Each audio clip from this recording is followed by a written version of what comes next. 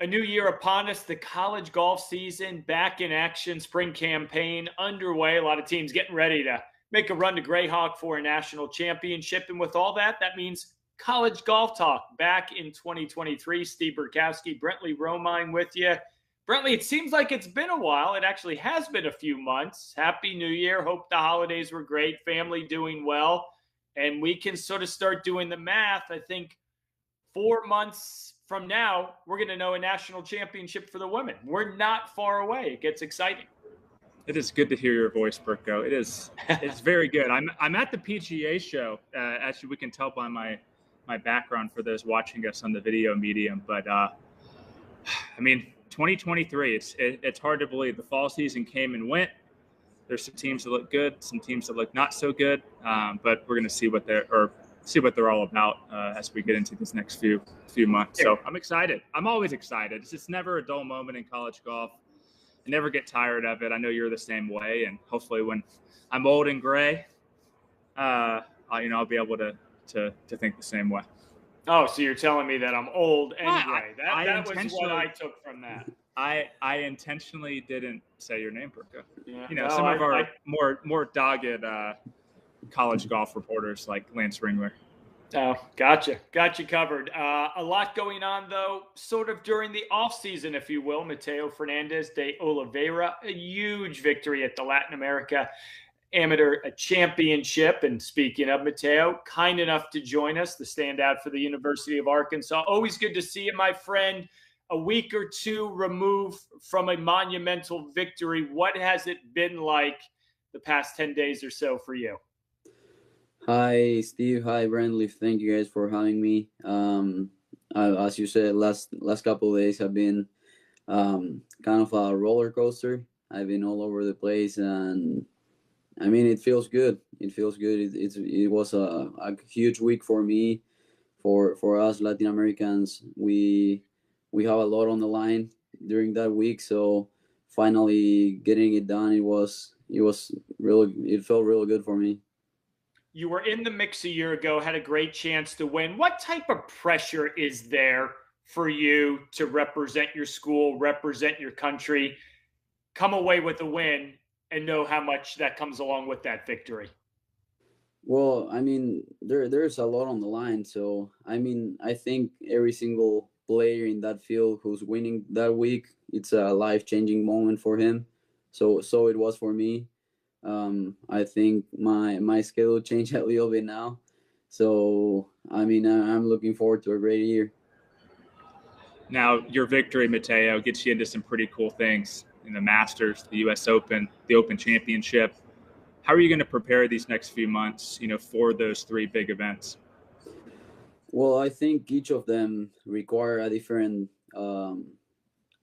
preparation. We're just getting started with the Masters. We were lucky to go with a team to play a couple of rounds there last week. I think it's a tough course. There's a lot to learn. So I just think the course management there is going to be probably the biggest point to get ready for. And the US Open and the Open are two hard tests as well. So I will just first think about the Masters and then start thinking about the other two. Now, I'm glad you brought up your guys' recent trip last week to Augusta National, because your friend Julian Perico told me that you guys played 4 rounds over 2 days. Just take us listeners through that trip, kind of what you guys did. What were some of your highlights? Maybe something you took from the course that you didn't know before, something you learned. Yeah, so it was my first time being there. It was cool to be there with my teammates. So we probably one of the 2 highlights were that we had a blast. We really enjoyed our time there. And second highlight is for being January, we had probably the best 2 days of the year. So we could take advantage of the good weather. We got 36 in on the big course the 2 days, and then the first day we also went to the par 3 course. So we played a lot of golf in 2 days. We really took advantage of being there. And one takeaway of the course is that it's probably the best puzzle I've ever been on. It's every shot just makes you think a lot, and if you're not on the right spot, you're very screwed. So it was good for me to be there, just learn a little more about the course, and then I mean I have a couple practice rounds prior to the Masters week that I'm gonna take advantage of, just to learn it more and to be ready when it's go time. Now, how many suitcases did you bring back filled with pro shop stuff? Did you go? Were you behaved in the pro shop, or did you spend your allowance a little bit? I didn't buy all the stuff that I would like to, but I knew You're going back, I mean, though. You're going back. I'm going back. So the next few times I'm gonna be there, I'm probably gonna get there and get my suitcase full. See, that's good planning. You don't want the impulsive purchase, although you could get away with it at Augusta National. You survey it.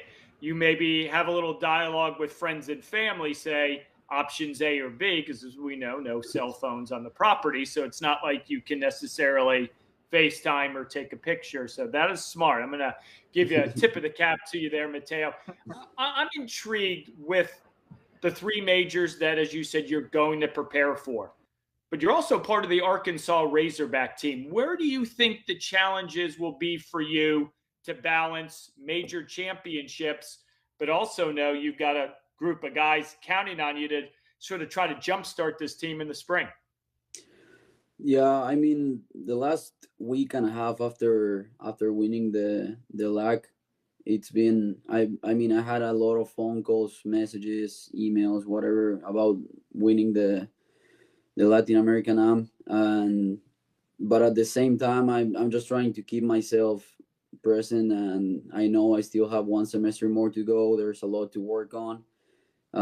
We have a lot to work on with the guys as well. We came off to a slow start on the fall, so but definitely Latin American Am was good for us, just to get a little golf in between starting the year. I think we all did very well. So I mean, we're all excited to start in a week and a half in Ponte Vedra. How much pressure do you feel as part of a college team? Sort of thought last year you guys were trending in the spring, and you just touched on it. Really not the best fall for you and a lot of your buddies. This team is sort of built to try to do something here in the next 4 months. What are the conversations like with Coach McMakin, and maybe what are the chats like with just the team of saying, now's the time, guys, this squad's going to look a lot different in 5 months? Yeah, so after the fall ended, there was a lot of different talks with our coaches and with our teammates.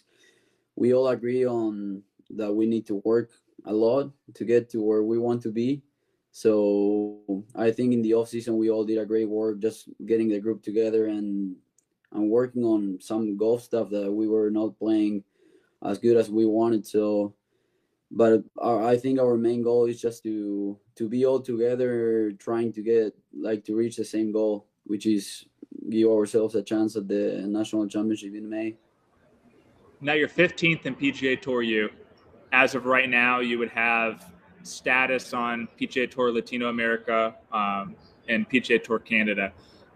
Just talk about that program, how fortunate college players are now to have these paths provided to them once they graduate, and then maybe what are your plans, assuming you kind of stay in the same range? Are you going to go down back to South America where it's comfortable, or are you looking for a different route? So yeah, I mean, as you said, I think every college player is very thankful with all the PGA Tour University rankings. It's just a different path for college players to start our professional careers. It's not the same to start from the very bottom and making yourself up, compared to starting on a different tour. So that's a huge difference for us, and we are all very, very thankful for the opportunity. Then I believe my plan is not gonna change. I think I'm gonna take all the exemptions and turn pro after the Open. I would definitely try Canada over the Latin American PGA. I like being home. I like speaking Spanish and being on on my culture, but I think the Canada plan is a better from all the other perspectives. So yeah, I mean, my plan wouldn't be to go down there. It's just to stay north. Now, you mentioned home. Argentina, pretty big sporting accomplishment. It's been about a month or so. I want to know, where were you watching the final of the World Cup? Were you at a party? And just kind of just your overall thoughts. I mean, it's bigger than anything us golfers could ever imagine. What are your, what does it mean to you to be able to see Messi finally get it done, see Argentina lift that World Cup? It was one of the craziest times of my life, to be honest. I mean, what they've done and what they have accomplished for Argentinians, it means everything. I mean, it's hard to put into words how crazy was that day when we won the final. I was lucky to be home. I talked to my teachers. I told them, hey, this happens once every 4 years. I need to be back home for this match. So I flew in to Argentina probably the weekend before to the final match, and I just watched it with my friends. After the game, we all took the car to the what we call the obelisco, which is like the center of the city. And there was that big video that we saw, that time-lapse video on Twitter? Oh, that's awesome. Yeah, it was there. I was there because I'm from Buenos Aires. Probably Manu or Segundo, that they're from Cordoba, they went to a different place to celebrate, but we all celebrated in the end for the same goal. So it was crazy because like it was very, very inspirational for us. Like for any Argentinian, they just showed us that Argentinians can do big stuff. And I mean, the way they did it was honestly very inspirational. Now I have a hard-hitting question for you, Mateo. Messi or Ronaldo? No, I'm just kidding. No. I know what you're going to say. No, but don't let me answer, please. Who do you think would be a better golfer? And have you met Messi before? I never met Messi before, and if I would have to guess a better golfer, I would say Messi. Of course. Short game. His short game's probably pretty wicked, right? I mean, yeah. He's more tactical. I would go Messi over Ronaldo of any question you ask me. I'm very biased there. Hoops? Basketball? Messi. Speaking of soccer, how often did you play growing up? When did you realize, okay, maybe that's my limit and I'll let Messi represent the country on the pitch? I used to play soccer since a very young age until I was like 9, probably. Then I started playing golf. But I kept playing soccer with my school friends and just like in our school academy would be like soccer academy until I was 12 or 13. And since then I just kept playing golf, and that was the only sport I did growing up. Who's the best? Who's the worst? If you guys back in Arkansas maybe had a fun game, who can play? Who do you want on your team? And who's the guy that's going to be the last one picked? Well, that's a tough question. But I would say, just counting on the South Americans, I would have Manu on my side against Julian Segundo. We might have to get cameras out for that one. Manuel post-injury, too. I mean, post-injury for Manuel, he still wants him on his team. Before we let you go, Mateo, you said you got a lot of texts, calls. What's the most surprising person that reached out to you or message you received that you sort of look at and say, wow, like, I can't believe they contacted me? Actually, I don't think I got like crazy messages, but I got a lot of some tour players that reach out, and I mean I feel very good because I want to be there. I want to be with them playing on tour. So I'm just looking forward to have great weeks. I like playing against them and trying to learn from them as much as I can. They are all great role models for me. So, I mean, I felt that was very cool. Well, you kicked off the new year in fantastic style. Mateo Fernández de Oliveira, congratulations once again for winning the Latin America Amateur Championship. Always good to catch up. Keep it rolling in the spring, my friend, and we'll see you down the road soon. Thank you, guys. Thank you for having me. Always a pleasure. This is how you start the new year, Brentley. You get someone that wins a prestigious amateur championship. And, oh, by the way, we've got Augusta now on the schedule, LACC. Head on over to the Open Championship. You and I have been around Mateo for a while. I think people tuning in can see just how down-to-earth he is. Really good kid. And even after an indifferent fall, keep an eye on him. I'm always intrigued when somebody does something away from the golf, not the golf course, but the college golf season on the golf course. And you say, okay, maybe that's the impetus for big things to wrap up his career.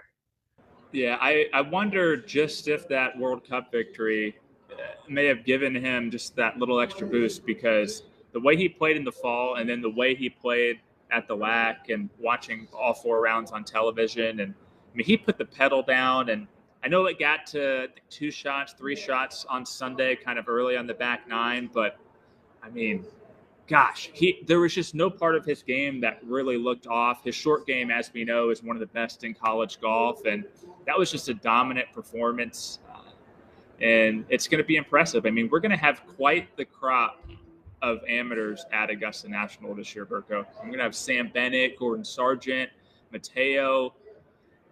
We should try to come up with a trophy or something to, low am, but then low college player too. Maybe a little more crystal. Well, I think that's going to come out of your budget. I don't have a budget. Economy's a little tight here to kick off the new year. Again, thanks to Mateo for joining us. We're going to get to our spring thoughts, a couple of topics on front and center of our minds. But before we do, college golf talk, as always, brought to you by Velocity Global, as they seamlessly connect employers and talent anyone, anywhere, anytime, anyhow. Its global work platform is built on cloud-based technology, compliance expertise, and unmatched scale in 185 countries in all 50 United States. The world of work, we know it, is forever changed. Talent can live anywhere, work for anyone, and get the job done. And more than 1,000 businesses engage top talent in another state or country without the need to set up a foreign entity or registration, and they rely on Velocity Global to make it simple and compliant. Velocity Global, accelerating the future of work. If you want to learn more, visit velocityglobal.com/golf. velocityglobal.com/golf. I mean, I'm headed to Pepperdine in a few days. Our college broadcasts, they're coming. They're coming next Monday. I mean, it is fun, and I know you've got pressing questions you want to get to, starting with the men. If it's not Vanderbilt, if it's not North Carolina, as we talked about with head coach Andrew DiBattista on College Central yesterday, who do you believe is the best team in the country? So Auburn's number 1, right, in golf stat. But I'm not going to go there. I think the Tigers are a good team. They're deep. They got a few guys that can play number 1 for them. But I'm going to go out to Lubbock, Texas. Head coach Greg Sands just re-signed a contract extension. This team's loaded. I mean, Texas Tech is a team that we've seen have flashes throughout the last few years. A couple of years ago at Greyhawk, remember they had that really stellar first round, ended up not getting into match play. Last year they get in as the 8th seed. Can't get it done. I think that's going to change this year. And it's not just because Ludwig Aberg is the top-ranked gamer in the world. He's got 3 top 8 finishes so far this season. But a big reason, I think, is going to be their freshman, Callum Scott. And, I mean, top 5 player in golf stat right now. We watched his older brother, Sandy, for so many years. Star at Texas Tech before an injury, wrist injury, ultimately kind of sapped, whatever left he had for the last year and a half in college. But, Callum's a good player. I think if they can just get Burkowski back healthy, kind of battled a little bit of a back issue earlier in the fall. He returned for the Big 12 match play, played pretty well, but I mean, he's going to have some rust to shake off. So if you get him healthy, that's a top three. And then you add some of the transfers they got in Tyron Sanders from Memphis and Jack Wall from South Carolina. And suddenly you got a five that can go with just about anybody. And I'm not saying they're as good as North Carolina or Vanderbilt, but you get them in match play, you only got to get 3 points, right? So I have a good feeling about Texas Tech. I think they're going to make a little bit of a run. I wouldn't be shocked to see them in the final. Yeah, I'm sort of in between because I think for me there's a clear line between Vandy and North Carolina and everyone else, and that's not being disrespectful.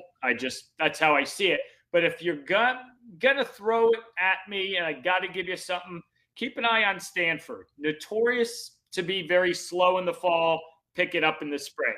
They had one of the best fall campaigns I can remember in that program's history, at least in the last 5 to 10 years. Do they continue to trend forward? Michael Thorbjornsen, Carl Phillips leading the way. I will be intrigued to sort of see, all right, have they gotten a jump start on making that run deep into April and May? But I still think we will continue to circle back to the Commodores in Tar Heels. Texas, they won the national title a year ago. This team looks very different. Going to look different here in a couple weeks as well. 4 under 500, 20, 24, and 2. You posed a question, will they make a regional?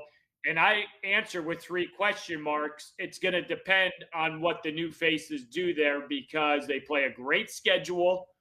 John Fields is a wonderful coach, but with what I saw in the fall, I would probably lean to no.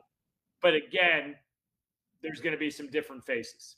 Yeah, it's hard to tell, right? Because when you play the toughest schedule in the country, the season after you lose Pearson Coody, Parker Coody, and Cole Hammer, and then you add on top of that the 2 returners, Travis Fick, Mason Nome, didn't play up to their capabilities. It's going to look pretty ugly. But I'm not panicking so much because, as you mentioned, they're bringing in a couple faces. I think depth was a huge issue.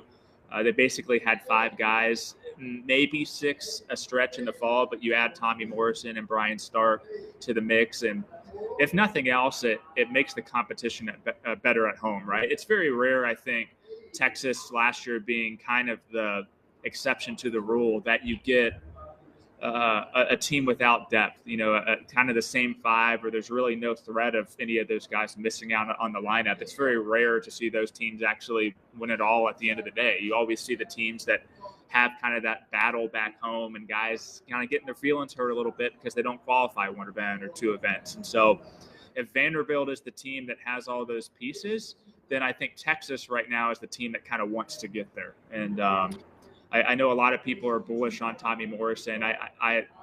I'm still not sold yet. I know he's 6'9". He wears a size 17 shoe, but he didn't qualify for Pepperdine's event next week at North Ranch. There's going to be some growing pains, no pun intended. I know you like puns, Burko. But I think if I had to pick one of those 2 guys, Brian Stark's probably he's the more seasoned player. He's a former All-American, didn't play well in the fall, but he's a guy that I think can hit the ground running more than I think Tommy can right now. More teams with regards to the 500 rule entering the spring in a bit of trouble. Georgia, Arkansas, Wake, maybe the team most likely to turn things around. I think we just had their leader on about 5 minutes ago. I think Mateo Fernández de Oliveira, I see that lineup. And don't get me wrong, Georgia's good, Wake's good. And Mateo alluded to it. We didn't play well. We had some heart-to-hearts, a handful of the Razorbacks, good showings in Puerto Rico. I have a feeling they will trend nicely heading into the postseason. Yeah, I'm not worried about Georgia. I'm not worried about Arkansas. You're right. I mean, they got some guys who probably have a fire lit under them right now. But Wake Forest is probably, if I had to circle a team, out of the list, and you kind of look at, I'll just go kind of through the records. Georgia's 24-31. They can easily make that up. Arkansas 13-23-1. They could probably make that up. But a team like Wake Forest, they're ranked 34th in the country. So they should be into a regional, right? But they're 19-35, and they play a really tough schedule this spring. There's really only one event that I actually see them potentially winning and getting a whole bunch of head-to-head victories. But the reason I'm concerned is because you look at some of these top teams, and some of them can only go as far as their best player will take them. And I think we all would agree that the best player at Wake Forest is Michael Brennan. And let me just read these 4 results from the fall for Michael Brennan. T75, T44, T47, T41. That's, I mean, to put it lightly, I mean, that's bad. I mean, he can't, Michael Brennan, a player like him, all the potential in the world, all the talent in the world, you can't be doing that. And that's why we see Wake Forest kind of where they are. So, it's interesting because this isn't a program that we really expect, right, to not be in regionals. I think they've missed just once, all the way back in 1999. So they're used to being there. So Jerry Haas is going to probably have to huddle those guys. And, I used the term, a few minutes ago, but, light a fire in there. Team outside the top 10 currently in the ranking that you think can make a run and win it all at Greyhawk? What are you looking at? Ooh. I'm struggling. I'm not going to lie. There are a handful of good teams, but I'm not saying, wow, they had a bad fall. I'm going to be, I'm not going to pick them, but I've been very impressed by what Virginia has done with Ben James and George Dungmani and Pietro Bavari. They're a team to watch out for. However, I'm going to be nice. I'm going to go very out of character, and I'm going to say Oklahoma. I knew you were going there. I got to, right? But no, I just look at that lineup, and you look at the coaching, and the coaching's great, but you look at that lineup, and Drew Goodman did not have the fall that he probably wanted to have, but he's a big-time player, and so I expect a huge bounce back out of him. Stephen Campbell Jr., kind of the same thing. Luke Kluber was probably not, I think some people may have thought he was going to be Chris Gotterup or Jonathan Brightwell. He's not that player, but the good news is they got other guys who, are playing well. And the guy who has been super impressive to me has been Jay Summey, freshman. There's so many great freshmen, right? From Caleb Surratt at Tennessee to Christian Moss from Texas. But I think Jay Summey is a guy who no one's talking about, and he can play. And he could be their number 1 player by the time we get to April, between him and Patrick Welch. So I'm going to go Oklahoma. I think they get back to match play because they've made it, 8 years in a row or 7 years in a row now? Every year, Ryan Hibble, his crew, with a chance. I'm not going too far-fetched, just outside the top 10. I'm going to look at Texas A&M, the Aggies. A solid fall campaign. I want to see Sam Bennett step up and truly lead this team. Not that he hasn't, but you win the U.S. Amateur like Mateo just said. The phone's off the hook. You're getting ready for Augusta. He came back to college for a variety of reasons. When I speak of Sam Bennett, I think Brian Corton's got a group there that keep an eye on him. Wouldn't be a surprise to see them potentially make a run come May. We'll wrap up the men. Give me a bold prediction. Give me something that you're like, whoa, didn't see that coming maybe 3 months ago. So I talked about Vanderbilt's depth, right? And we know Gordon Sargent's really good. Cole Sherwood's a first-team All-American type. Throughout the lineup, even Matthew Riedel was on the Haskins Award. I mean, Vandy's I think they were the only team with 3 players on that last Haskins Award watch list in the fall. But I'm going to throw out a name. This is a kid who was ranked higher than Gordon Sargent was in that class a couple years ago, that recruiting class, an AJGA 3-time invitational winner, I think, and that's Jackson Van Paris. My bold prediction is that Jackson Van Paris is going to play a lot for Vanderbilt, and he's going to be a big factor down the stretch in the postseason. And it's going to start in a couple weeks at the Haight, because a little birdie told me that he just won their qualifier. So with Jackson Van Paris now winning qualifiers, that cements Vanderbilt as the team I'm picking to win it all. All right. Maybe not necessarily bold. Vandy out of the SEC, perhaps the best team in the country. I'm going to spin it a different way, that there'll be 3 teams at least from the SEC that make it to match play. That's bold. Southern teams have not necessarily gone to the desert and played well. That's true. That's true, Burko. I thought you were going to say all eight teams will be from the SEC. No, not all eight. Hey, there have been great teams on the men's and women's side that have gone out there. Oh yeah, and don't adapt, don't adjust. So whether it's Auburn or Florida or Tennessee or A&M, I'm going to say there'll be at least 3 teams from the SEC year 3 at Grayhawk that figure out how to get through the 72 holes of stroke play. We'll see how that plays out. From the men to the women, the big news, not only once, but twice since we were last part of our podcast, 24 teams has been the standard for women at the NCAAs. Then around Thanksgiving, early December, it moved to 27. And then in recent weeks, the move to 30, equitable like the men. You're curious to my thoughts. I think it's a real simple answer. It's about time. Yeah, it's 2 thumbs up and long time coming. And I'm just glad we didn't stay at 27 because that was an already number. I was already getting stressed out about how they were going to do that. And I just knew at some point I know we're at Grayhawk in the middle of the desert, but there was going to be just some random thunderstorm and rain, and the schedule was going to get all out of whack. And it's just, and the regional stuff with multiple different teams, it was just a mess. And that's probably the quickest decision that's ever been made in athletics. So kudos to the NCAA for realizing that, hey, 27 is no good. Like, let's get right back in there and let's make it right. So again, great move. And it's going to be, we got what? How many more student athletes is that?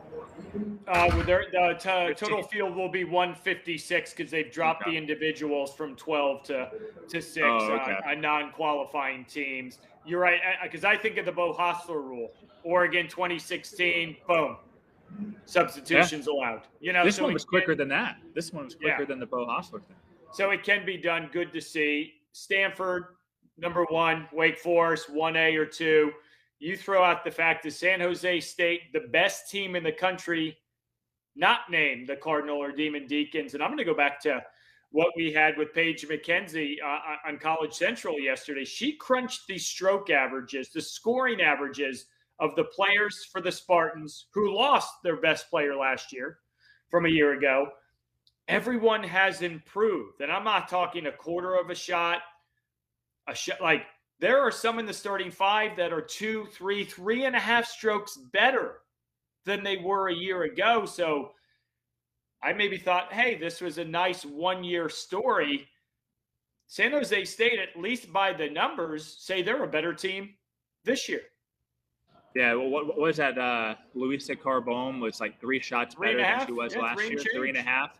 Yeah. I mean, that's unreal, and that's a similar kind of thing that the Arizona State men have done. Losing David Poos, they've kind of got a bunch of different guys to step up, and that's what you need. But I think make no mistake about this roster. And I talked to Dana Dorman a few days ago. She was on a long walk and was just asking her about each player, and she has some studs. Like, she has some first-team All-American, second-team All-American type players. I mean, this isn't just kind of like a collective everyone sum of all parts thing. I mean, I'm going to butcher these pronouns.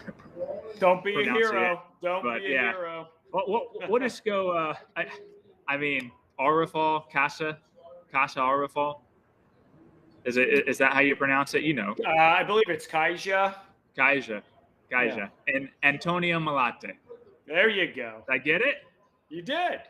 I mean, they're 2 seniors. They're going to be playing on the LET or the LPGA or the Epson, next year, and they're very solid. And so I do think they kind of showed that they were the best team besides those two last year. I mean, they beat Stanford twice in the spring. They go on to make match play. There was maybe some concern out of people out there that maybe they were a flash in the pan, and you lose your best player and not program history because they've had some really good players, but your best player of the last decade or so. And, but they've come out and kind of shown like, hey, like we mean business. We can beat anyone. And they're going to be kind of playing all over. I think they're going to the Darius Rucker. I think they're in that field. They're going to get some time on Bermuda, but yeah, they're really good.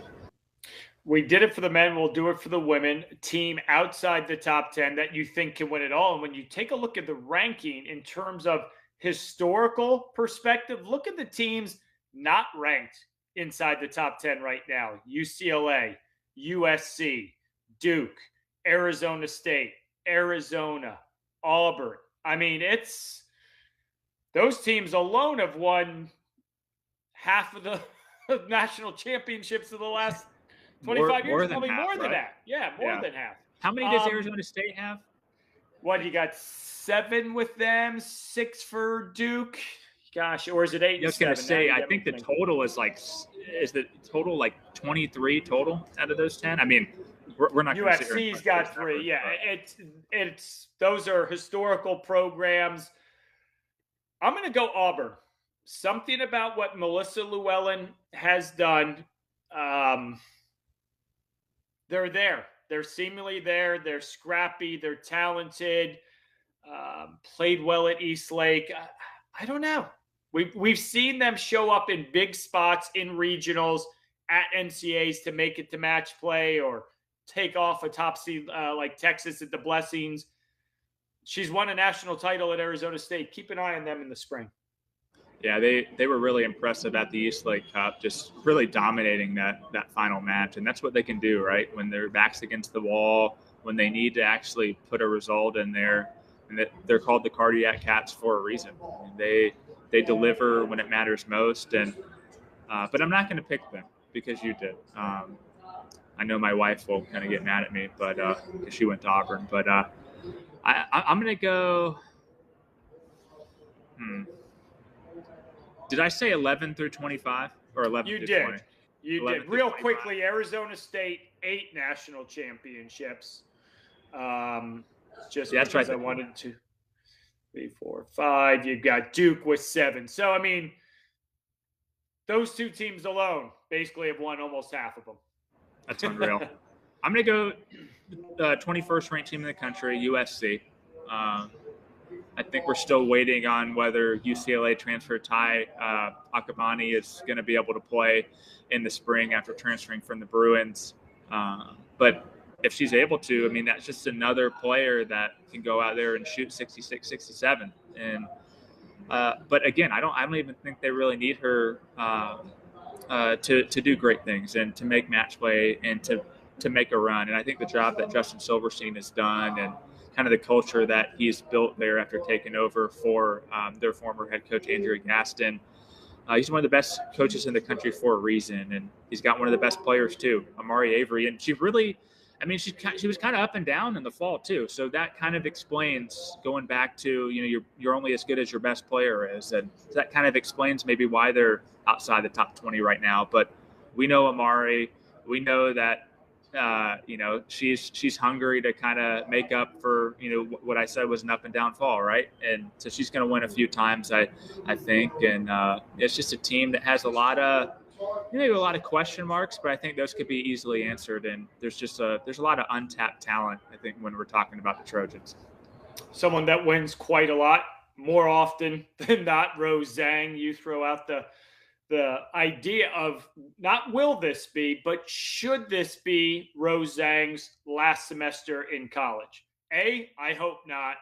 B, it probably should. NIL's a nice incentive, but let's say she runs the table, wins the Annika again, wins the national title individually, but maybe more for Stanford. You don't say it often, especially in college golf. She has nothing else left to prove, to accomplish. I always go back to Lorena Hjorth, her sophomore year, won 8 out of 10 events, runner-up in the other 2. Rose is on that path. If she walks out in style or the team's holding another trophy, I'd be the first one to show her the door, even though I'd be crying all the way there. Yeah, and she's played so many majors already. I think she's up to and correct me if I'm wrong, she's up to about maybe 8 or 9 major championship starts. I mean, she's won an NCAA team title, an individual player of the year. But she could turn pro right now, Burko, and I think everyone would be like, all right, like she's ready. But I mean, you've been, doing this. I mean, not to Not to say you're old. Long time. I'm old. Yeah, long time. You've Yep. seen some great players. Like you've seen the Lorena Ochoa's play, and just all the Amanda Blumenhurst. And is she the best college player you've seen? For first 2 years, as a sophomore, as a freshman.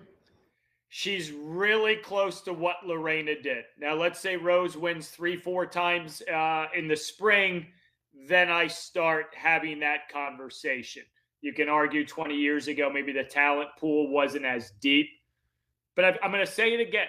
Lorena played 10 events as a sophomore. She won 8 of them, and she came in second in the other 2. That is the standard. That is the bar in terms of all-time greats that I watched personally. I remember sitting down with her after that national championship because she was announcing she was turning pro. Greg Allen, now at Vandy, then at Arizona, long story short, said, hey, we can tape an interview, hang on to it for a week. That's how old I am, that I was, quote unquote, the first interview after she turned pro. She has her success, and she's been out of the game for almost 10 years. So, yes, I am old. Lorena's the standard. Rose has the ability, if she runs the table or does something similar, that now I'll start to think, has Lorena's year been surpassed? Yeah, what's the thing that college players, when they get a chance to play, PGA Tour or LPGA events, what's the one thing they say? These guys, their best, like my best is not too far off, but the professionals, the ones that win events, on the LPGA or the PGA Tour, their bad is just way better than some of these college players. But I would argue that Rose Zhang, there's a reason why when she goes out and finishes T12 at the Stevens Cup, everyone's going, what's wrong with Rose Zhang? Because she's that good. Like her bad is still really good. And I think she could be out there tomorrow on the LPGA and win tournaments. And she's already made the cut in 4 of the 5 majors. And that's just because she hasn't played the women's PGA, because there's no path for an amateur into that one. So, she's just very impressive. And I think we've had her on this podcast too. She could be probably a little intimidating to other players just because she's so good, right? But her personality and how personable and friendly she is, that part impresses me almost just as much as her game. You can have a conversation with her and you walk away and you're like, wow, like she's got it all together. She's really bright. She's the total package, right? Great player, great marketability, friendly. She's everything you can want in a future star. And that's exactly what the women told me 20 years ago about Lorena. She's better than us. You want to hate her, but you can't because she's so darn nice. And Rose literally fits that bill. I know we're going a little long in our season opener here in 2023. Right. I'm going to leave it to you and you alone. Give me a bold prediction for the women in the next 4 months. So much talk about Rose Zhang.